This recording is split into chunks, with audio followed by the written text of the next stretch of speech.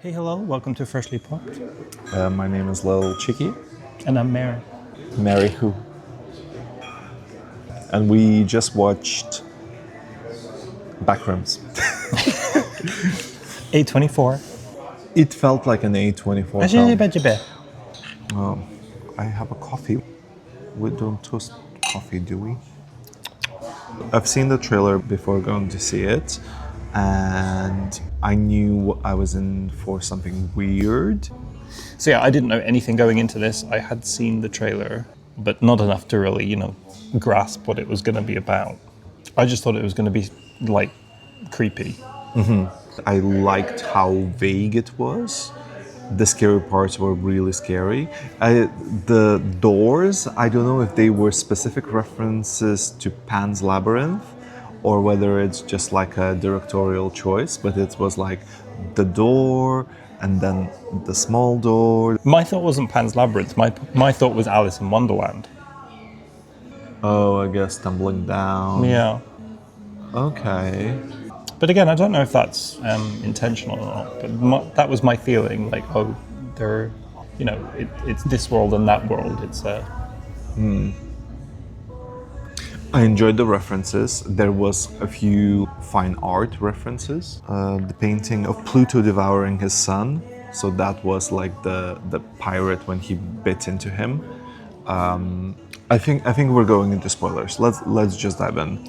I enjoyed it. I recommend it. Yeah. As an experience, it was an experience. Yeah. I mean, regardless of what you take from it in terms of what did this mean? Yeah. I don't think that necessarily matters for this film. For me, it was an experience. Yeah. And I enjoyed it. Yeah, it reminded me of something, but I couldn't put my finger on it. It was very A24. Yeah. As I say, especially Longlegs, I think it had that kind of tone to it. Yeah. I think it had the specificness of Specificity? You ruined my specificity of a very kind of narrow genre. It's kind of like a micro genre of horror with an original story, which I quite enjoyed. Let's go back to the found footage element though, because that can be done wrong and it can be done right. And I think it was done very right in this film. Don't you agree? Well, it was only for maybe what? No, it was a big proportion of the film. It was. A third of the film. Yeah, but there was a lot.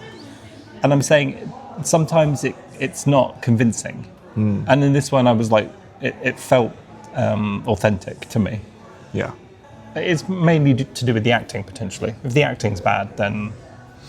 I want to delve into the story because I focus on the story a lot. I enjoy when the story is done right. I quite enjoyed the story.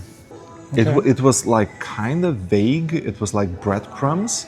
And in the end, it didn't come fully together. But I like that ambiguous aspect of what does this all mean? Where it lets the audience kind of decide what they I don't perceive. know. There must have been some kind of meaning, intention of meaning behind it, but I'm not sure what it was. And also, you think who is the main character here, and you assume it's the man, but is it the woman? Is she really the main character? It's both of them. Yeah, but I know it was just slightly confusing because we saw a lot of her past, right? Yeah. We were always flashing back with her, but we didn't flash back with him. Was he a facilitator of her story as opposed to the other way around? In a way, yes. Because he was the victim to his own psyche, and he didn't survive that. She went through it. I was wondering why she didn't have her own monster to confront and why she was confronting his. Maybe because he spent so long in there that the world kind of took more and more and reshaped it into this monster thing. As soon as he discovers it, I'm like, okay, so this is him stepping into his psyche, kind of like during their session, psychoanalysis session. They are like delving deep into like what caused what, and you discover this labyrinth, and there's like weird shit, doors not leading anywhere, or like objects going halfway into walls, to kind of portray how memory works and how it transforms over time. Like there was that shot where it was her childhood house, and then pans down, and then it goes another room, and already things are a bit weird, slightly out of place, and then it goes even down, and now there's like no windows, and it goes even weirder. So it becomes like this abstract, surreal, very Dali world, but it's a labyrinth.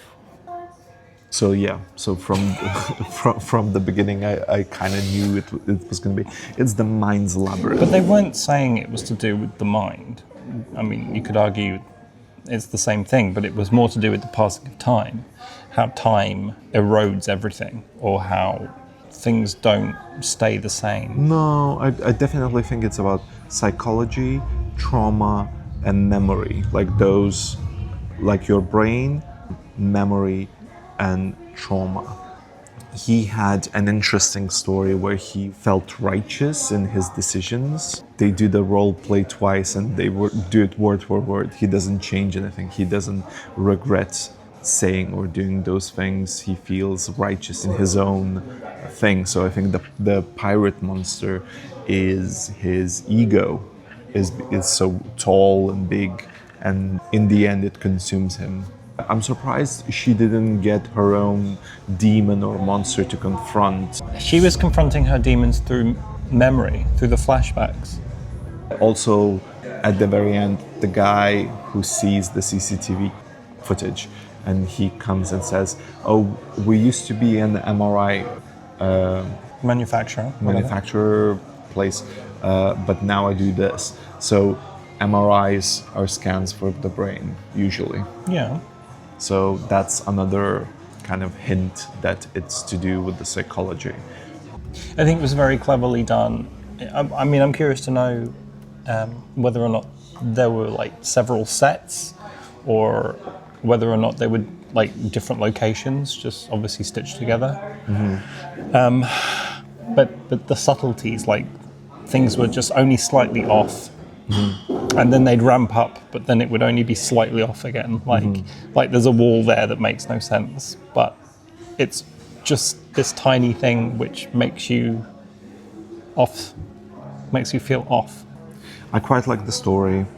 I enjoyed the horror aspect of it. It reminded me of something, like I'm having a deja vu to another film that is also kind of like chasey like that. It's definitely not Blair Witch Project. What's that film that we watched recently where there's like 4 or 5 guys that go into the woods and there's a random monster? I think one of them's died and they go on this hiking trip. Oh yeah, what the hell was that? What is that? Yeah, that was medium creepy, wasn't it? Yeah. I couldn't tell you what it was called though. It had those like chasey scenes, but this was also like its own genre. Yeah, of that was creepy. weird. They went into cabins and there was like Human sacrifice. yeah. What was it called? I don't know. I'd almost forgotten about it. Interesting. My impression of that was good, but I'd literally almost forgotten about it. Yeah, I think I'm gonna think about this film for a while. Visually, it was great. Visually, it was great. There was this whole AI thing as well. It reminded me of AI-generated imagery. Right. Because there was all like, oh, this doesn't make sense to this. Sometimes subtle, sometimes not, but it definitely made me think of AI image generation. Whether or not that was the point, I don't know, but... It's whenever you have vivid dreams, it's like, it's kind of real world, but it isn't. Yeah, it's like something's off about it.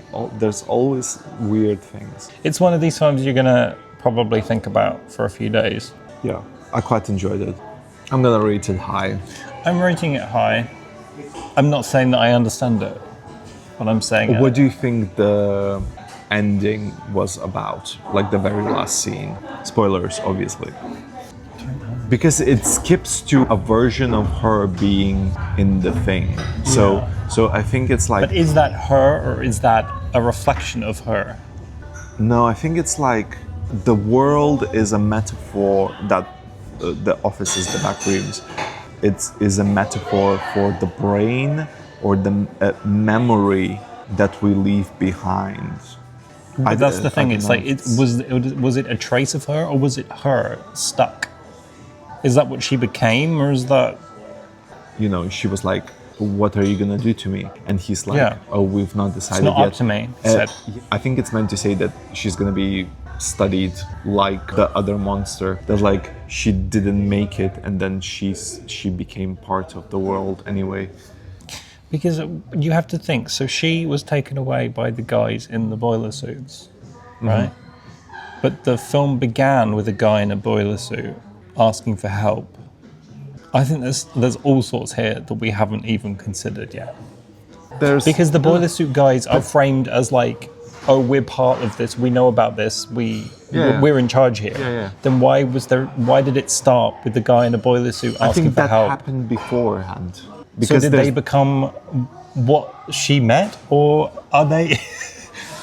I don't know. possible. There must be something there. Why would it begin with that? No. I think it still happened because the first time or second time he enters the thing, he finds a bag with the ID and tapes and floppy disks.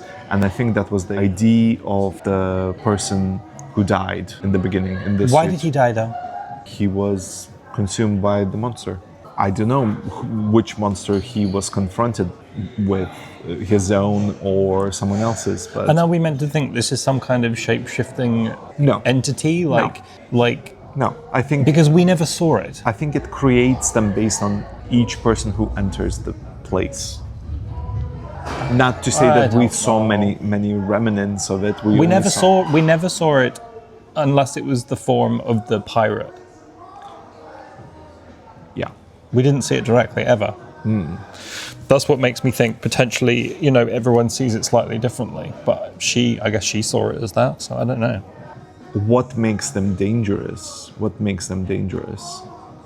Because he had spent time with him.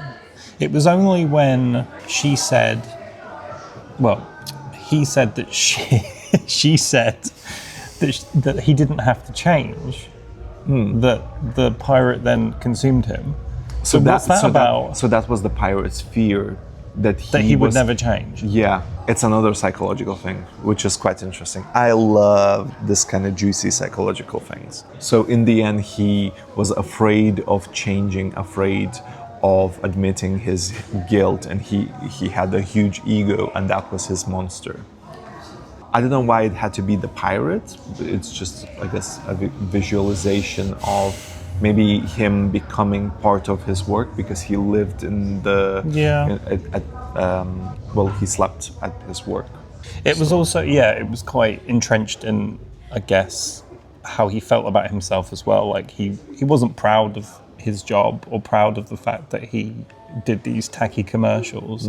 So maybe it's part shame, a representation of shame. I don't know. The scene where she is climbing up the stair, it was like those paintings with all the stairs, I guess, in part. But it was that one was very Truman Show, where steps and a door into the clouds. Another interesting layer was how her mother was, had some issues. And she kept her at the house as a way to protect her or whatever, but it's kind of like caged her and trapped her, and that's what happened in the end to her. Yeah, that was an interesting layer. It's like, as you say, why was she being pursued by his demon? Was this written by the director as well? I think it said... Well, no, it said it was based on a series or something. Did you see that at the end? I don't know. It said based on something.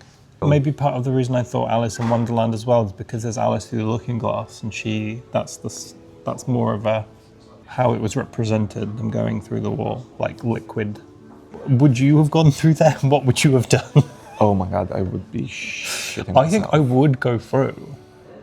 I But I don't think I'd go as deep as I they think were. I would, but I would keep one arm out of the thing, and then just like... Yeah. And what was with the cardboard cutouts? There's so much here that you have to unpack. Yeah. That I also everything. saw that as I'm always of the opinion that everything in a film is there for a reason, right? yeah. So there's so many things in this you'd have to think about. There was these cardboard cutouts of I don't know who. Neanderthal. I think it's also like a psychological thing, and it's to do with the man being kind of like, oh, I'm a man, I need to provide. Yeah, but we saw it over and over again. Yeah. Don't even know. And that head, the head, That head? the head The head? in the pile of clothing. Oh yeah, that was so creepy. And the whole time I was expecting someone to jump out. Yeah, but maybe that's why I thought it was so effective, because it didn't actually do anything. It was just there. Yeah, it was creepy. It was creepy. What's your rating? 4. I'm gonna give it a 5.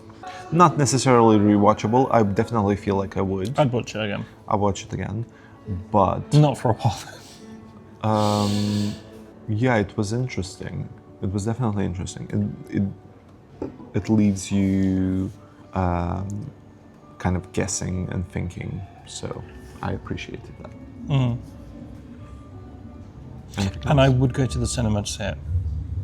Yeah, definitely recommend. In terms of like, some films, perfectly fine watching them at home, but other films, they're just going to be better in the cinema.